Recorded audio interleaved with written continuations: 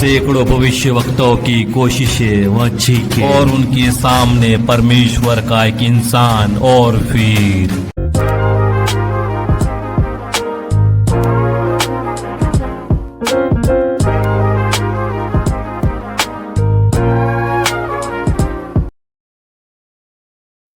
एक समय इज़राइल की धरती पे अंधकार छा गया था। लोग जीवित परमेश्वर को छोड़कर मूर्तियों की पूजा करने लगे। बाल नामक झूठे देवता के नाम पर वे अपने ही बच्चे की कुर्बानी देने लगे और राजा अहाब व उसकी पत्नी इस पाप का नेतृत्व पूरे देश में कर रहे थे और उनकी गलती के कारण इज़राइल में सूखा पड़ गया था। और राजा अहाब एक दिन गुस्सा हो गया। वह एलिय्याह से कहता है, तू ही है जिसने इज़राइल को संकट में डाल दिया है।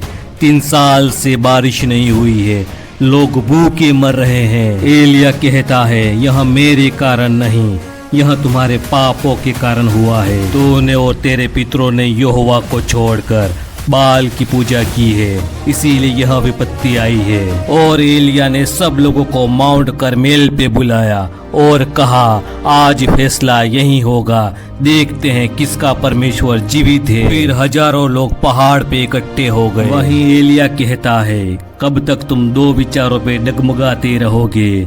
यदि यहोवा परमेश्वर है तो तुम उसकी सेवा करो, और यदि बाल है तो तुम उसके पीछे चलो। लोग चुपचाप होकर एक दूसरे को देखते रह गए। एलिय्याह फिर से कहता है, आज एक परीक्षा होगी जिसमें 2 बैल लाए जाएंगे और इनको वेदी पे रखा जाएगा। बाल के भविष्यवक्ता, तुम अपने देवताओं से प्रार्थना करना और मैं अपने यहोवा परमेश्वर की ओर से प्रार्थना करूंगा।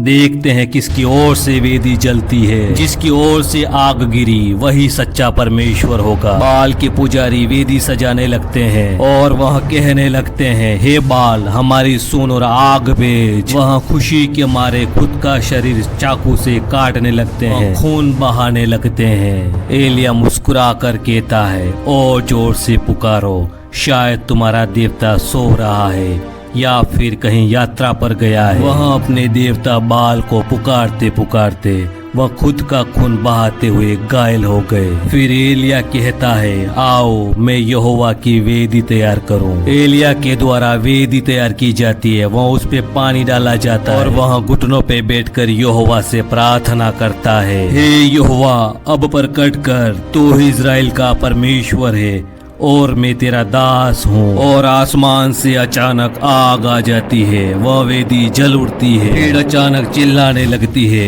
यहोवा ही परमेश्वर है, यहोवा ही परमेश्वर है। एलिय्याह कहता है, बाल के भविष्यवक्ताओं को पकड़ लो, कोई भी बच न पाए। फिर एलिय्याह अपने सेवक से कहता है, देख, आकाश में बादल दिखाई दे रहे हैं क्या? सेवक कहता है, हाँ, समुद्र से एक छोटा सा बादल उठ रहा है और थोड़ी देर में मूसलाधार बारिश होने लगती है। लोग खुशी के मारे झूम उठे। उसी दिन इज़राइल के लोगों ने देख लिया कि मूर्तियां कुछ भी नहीं कर सकती।